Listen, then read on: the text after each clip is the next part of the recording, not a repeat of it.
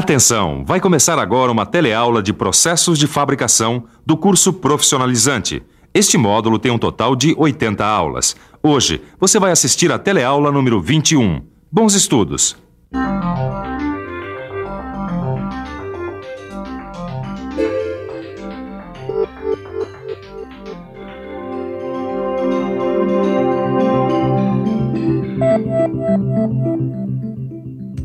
No Telecurso 2000 Profissionalizante, os processos de fabricação que você estudou até agora foram principalmente os do tipo metalúrgico, como a fundição, a laminação, a trefilação e outros. E você deve estar se perguntando, quando é que eu vou aprender os processos de fabricação utilizados para transformar um material como esse, fundido, numa peça toda cheia de detalhes como essa aqui? Pois você pode parar de se afobar, hein? Agora que você já está uma fera nos processos de fabricação que preparam a matéria-prima, está na hora de pôr de fato a mão na massa e aprender os processos mecânicos de fabricação. A partir dessa teleaula, você vai entrar em contato com a maior família dos processos de fabricação, a usinagem. Você vai conhecer toda a tecnologia que está por trás desses processos, desde os mais simples até os mais sofisticados. Nessa etapa, vão ser 40 teleaulas, que vão estar divididas em 2 livros de estudo. Você vai ver que os processos de fabricação metalúrgicos são apenas o começo da história. Bom, depois que um material passa pela fundição, como esse aqui, por exemplo, ele precisa passar por um ou vários processos de usinagem para se transformar numa peça como essa aqui. Mas afinal de contas, o que é uma usinagem? Isso e muito mais você vai aprender nessa teleaula. Hoje você vai ficar sabendo o que é usinagem, vai aprender o que é a chamada geometria de corte e vai conhecer um pouco sobre as características das ferramentas e os materiais utilizados para fabricá-las. Muito bem, já que usinar é preciso, está na hora de aprender. A nossa teleaula está começando.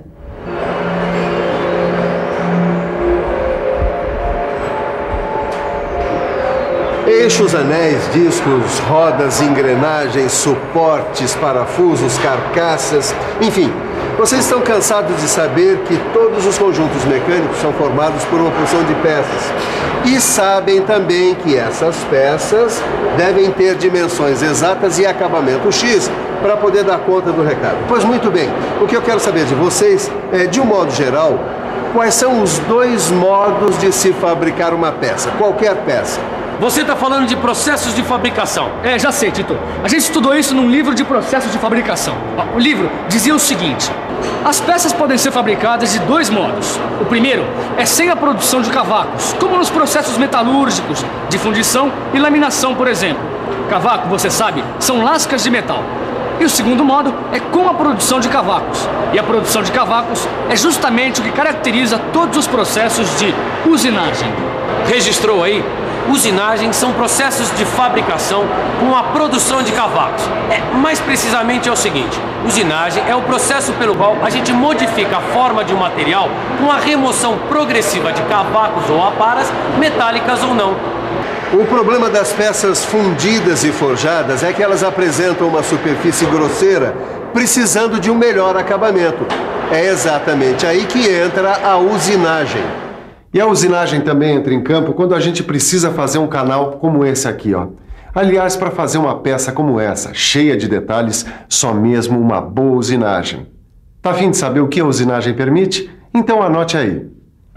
Acabamento de superfície de peças fundidas ou conformadas, fornecendo melhor aspecto e dimensões mais exatas.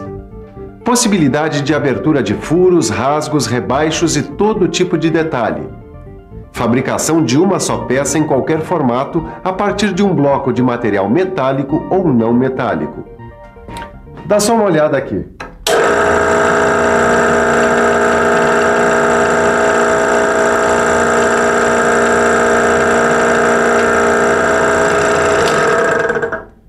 A furação produz cavaco, ou seja, trata-se de um processo de usinagem. E qualquer usinagem é basicamente um processo de cisalhamento, ou seja, a ruptura da estrutura cristalina do metal por aplicação de pressão. É isso que acontece em todo o processo de usinagem. Limagem, rasqueteamento, torneamento, fresamento e retificação são algumas das operações dessa grande família que é a usinagem. Em qualquer operação de usinagem, as ferramentas são presença obrigatória. A lima, por exemplo, é uma ferramenta manual usada no processo de limagem. Já essa ferramenta aqui, olha, ela é utilizada numa máquina chamada torno, que é a máquina operatriz ou máquina ferramenta, que faz o torneamento. Mas o interessante aqui é que qualquer que seja a ferramenta, todas elas realizam o cisalhamento ou corte, como dizem os mecânicos, através de um princípio fundamental que você já viu numa das primeiras teleaulas do Telecurso 2000 Profissionalizante, a cunha. Na talhadeira, na serra, na ferramenta do torno, enfim, a cunha marca a presença em todas as ferramentas de corte. E repare que a sua característica mais importante é o chamado ângulo de cunha. Quanto menor esse ângulo, mais facilidade tem a ferramenta para cortar. Tudo bem, Silva. Quanto menor o ângulo da cunha, mais a ferramenta corta. É legal. Mas também é fácil perceber que quanto mais agudo for o ângulo, menos resistente a ferramenta. Como é que é isso? Peraí, que essa eu respondo, Caio. A gente não pode esquecer que todo material oferece uma resistência ao corte. E essa resistência depende da dureza e da tenacidade que o material que vai ser cortado. Claro. Assim, a ferramenta, ela deve ter um ângulo que permita vencer essa resistência sem danificar a ferramenta. É isso mesmo, é só pensar num exemplo prático que fica mais fácil. Vamos pensar um pouco? Vamos pensar um pouco. Ah, já sei! É só pensar num formão usado por um marceneiro. É fácil perceber que a cunha dessa ferramenta pode ter um ângulo bem agudo, uma vez que a madeira oferece pouca resistência ao corte. É isso! Já a cunha de uma talhadeira precisa de um ângulo mais aberto, porque nesse caso a resistência é maior. Mas não fique achando que é só ter o ângulo de cunha adequado e fim de papo, não. Dá só uma olhada aqui. Essa operação chamada rasqueteamento eu posso fazer com a ferramenta nesta posição ou nessa posição aqui. É claro que existe uma posição mais indicada. Isso mesmo, a posição da ferramenta em relação à superfície que vai ser cortada também influi. No seu livro de estudos tem algumas ilustrações que mostram isso muito bem. Ah, tá aqui. Essa figura representa a ferramenta de uma plaina. Repare que existe uma área de atrito muito grande entre a ferramenta e a superfície da peça, o que não é bom. Para resolver esse problema, a ferramenta deve ser afiada, criando assim um ângulo chamado de ângulo de folga ou F. E além do ângulo de cunha C e do ângulo de folga F, tem ainda outro ângulo muito importante, que tem tudo a ver com a posição da cunha. É o ângulo de saída S. Esse ângulo de saída ou de ataque pode ser positivo, nulo ou ainda negativo. É desse ângulo de saída que vai depender um maior ou menor atrito da superfície de ataque da ferramenta. E você já sabe, quanto mais atrito, mais esquenta a ferramenta. Por isso, é importante, dependendo do material que vai ser usinado, utilizar uma ferramenta com ângulo de saída nulo ou até com ângulo de saída negativo. No seu livro de estudos, você vai encontrar mais informações sobre esse assunto.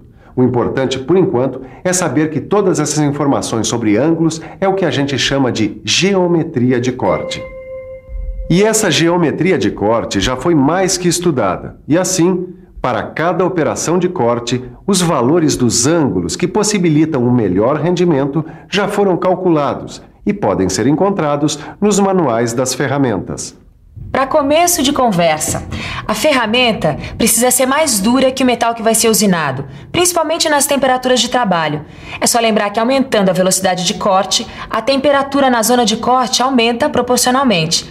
Assim, é importante que a ferramenta tenha dureza a quente. Se você comparar o material da ferramenta com o da peça a ser usinada, ele deve sair ganhando em resistência ao desgaste. Afinal, é a peça a ser usinada que deve perder material, e não a ferramenta.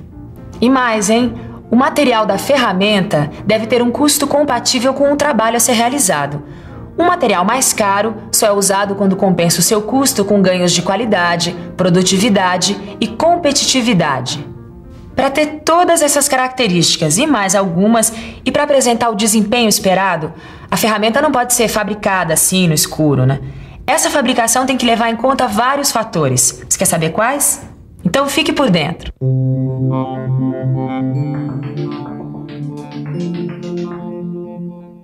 Na hora de produzir uma ferramenta, deve-se levar em consideração os seguintes fatores: a natureza do produto a ser usinado no que diz respeito a seus custos e precisão, o volume da produção, o tipo de operação, os detalhes de construção da ferramenta, o estado da máquina-ferramenta e as características do trabalho.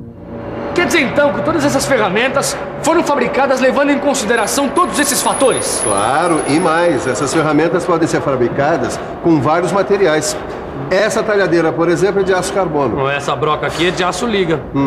Exatamente. Os aços ligas médios, como são chamados, são bons de resistência ao desgaste. Aí tem também essa ferramenta de torno aqui, que é de aço rápido.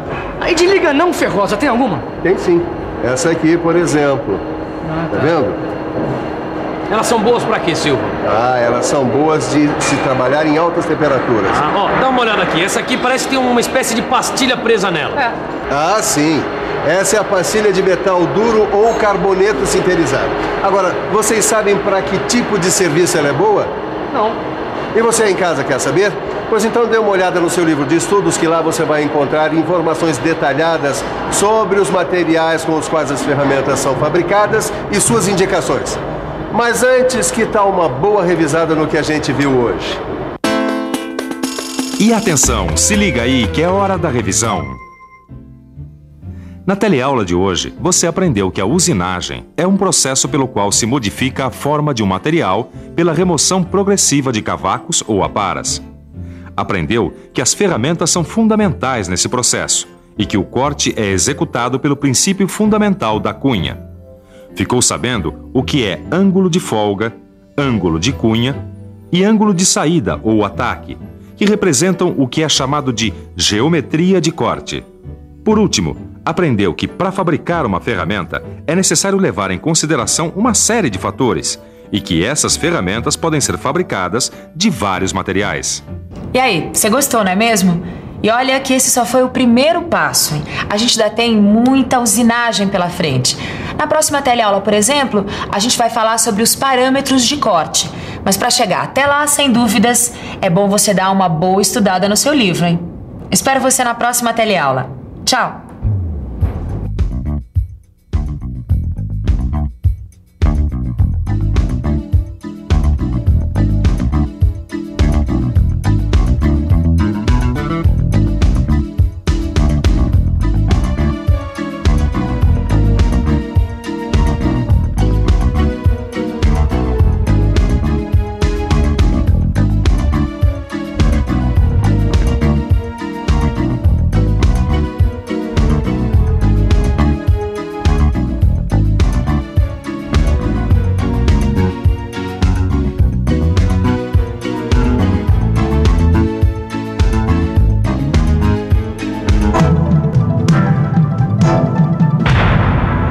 Telecurso 2000, um programa de educação do Sistema Fiesp e da Fundação Roberto Marinho.